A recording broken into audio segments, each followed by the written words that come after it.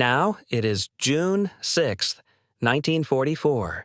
You are packed inside a landing craft heading toward Omaha Beach, Normandy. This day will later be known as D-Day. You may think that once a war begins, the most important thing is courage. Pick up your weapon. Charge forward. Destroy the enemy. But if you really think that way on Omaha Beach, you may not survive the first minute. The ramp drops. The sea wind rushes in. Machine gun fire drowns out the waves, and the men in the front row fall before they even reach the sand. This is D-Day's deadliest beach, and your first hour has just begun.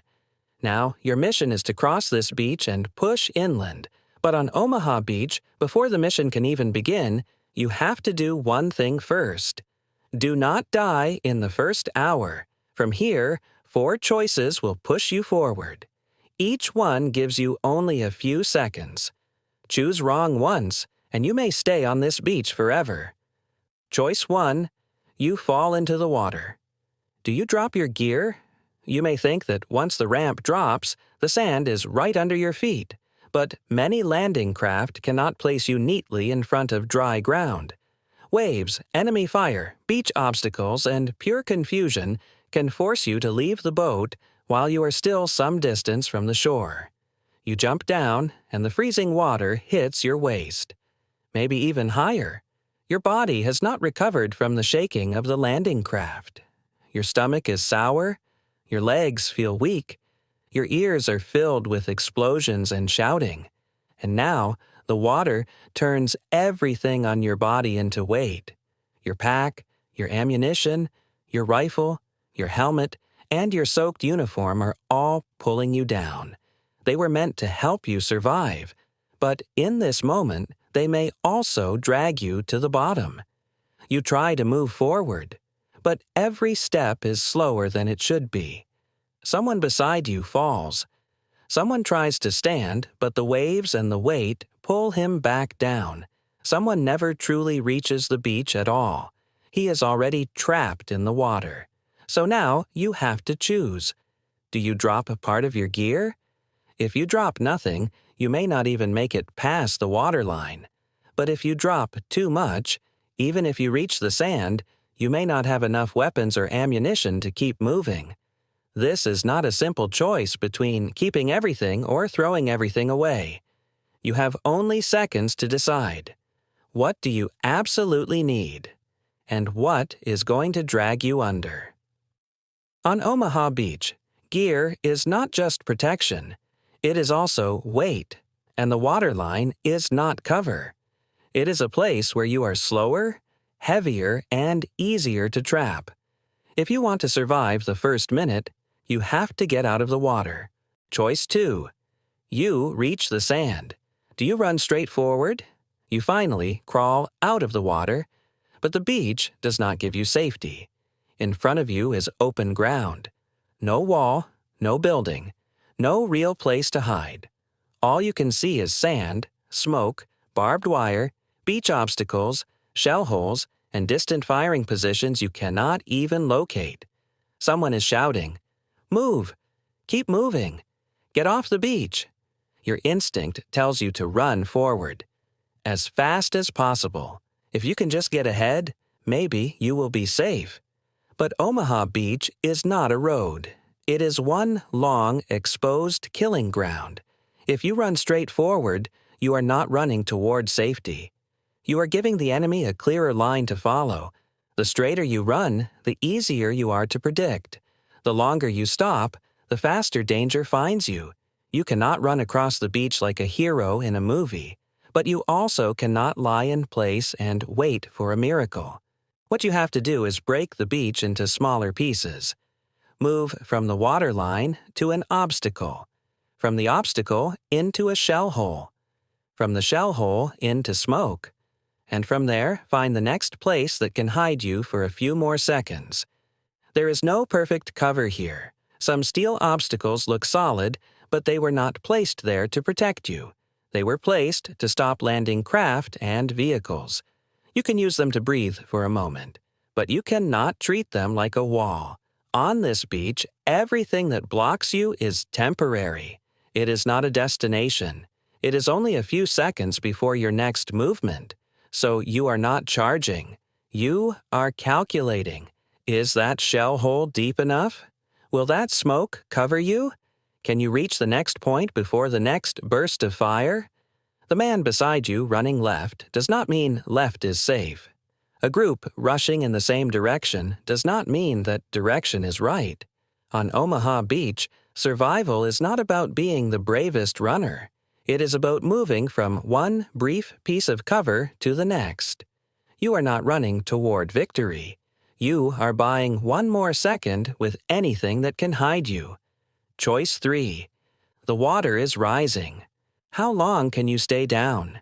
You finally find somewhere to lie low. Maybe it is a shell hole. Maybe it is behind an obstacle. Maybe it is just a slightly lower patch of sand. You press your face close to the ground. For the first time, you can breathe.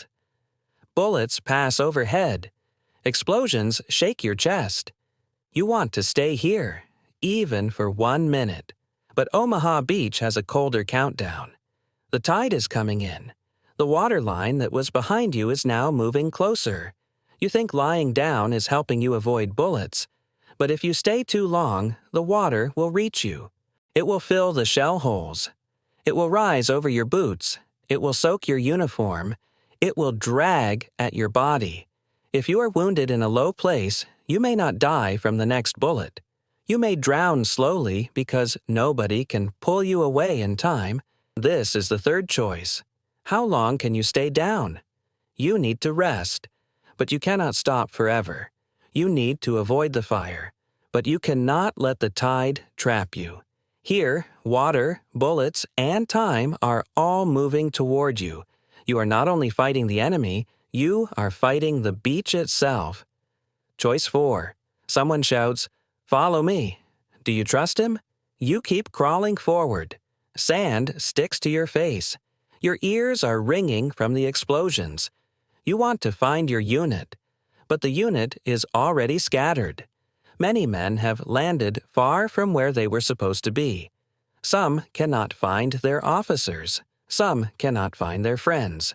Some do not even know which part of the beach they are on. Orders are buried under gunfire. Maps are soaked with seawater. Officers may already be dead. Then a soldier appears through the smoke and shouts at you. "This way, move." Do you follow him? On a battlefield, when someone shouts, you want to believe he knows the way, because the most frightening thing is not only that danger is ahead, it is that you do not know where to go. But Omaha Beach is not an orderly drill field. Here, a voice does not always mean an order. A voice may just be panic. Maybe the man shouting really knows where there is a path forward. Or maybe he is terrified and wants other men to run with him. If you do not move at all, you will be trapped on the beach. But if you follow every voice you hear, you may be handing your life to someone who is just as lost as you are. So the question is not whether he is shouting loudly enough. The question is whether he is leading you out of the fire. Is he moving toward better cover? Are the men around him falling one after another? Does he have a direction, or is he just running? The loudest voice on a battlefield is not always the right direction. Sometimes panic wears a uniform. You cannot run every time you hear a shout, but you also cannot stay frozen because you are afraid of choosing wrong. You have to watch the route. Watch the fire. Watch the cover. Watch whether that man is leading you toward survival or leading you into exposure.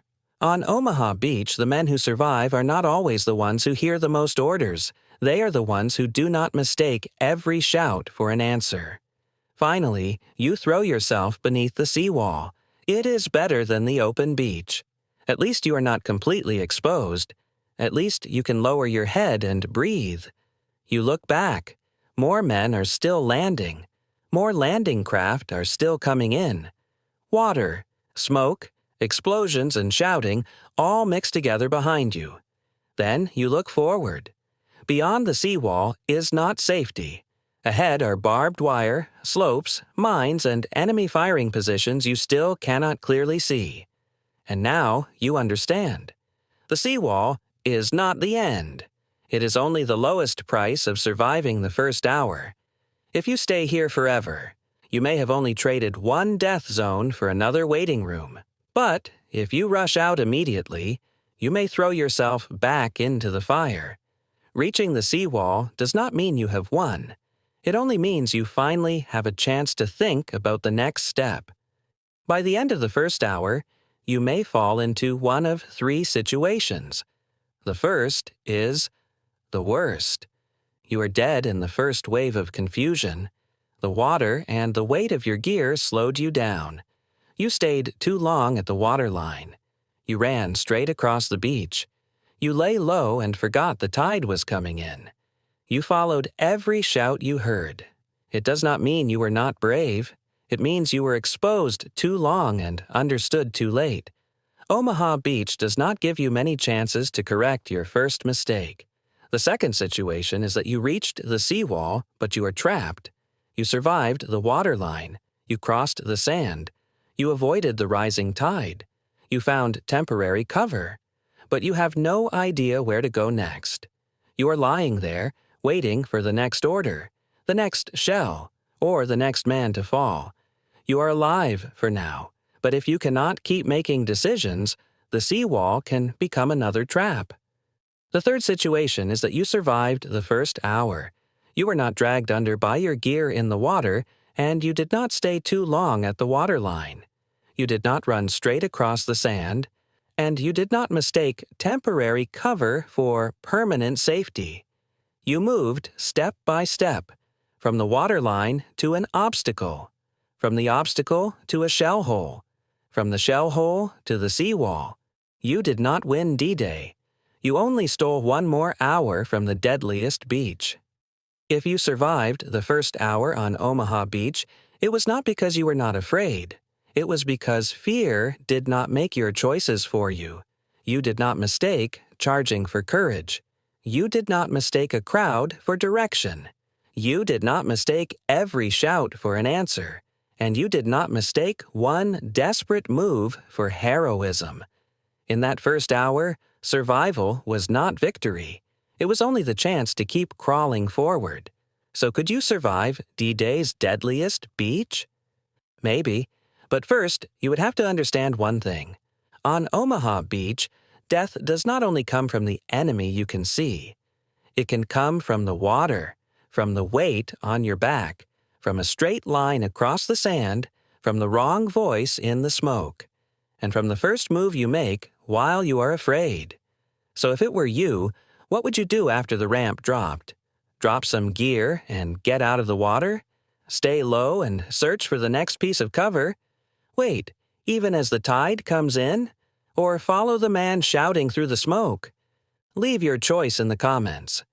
Let us see if you can survive the first hour.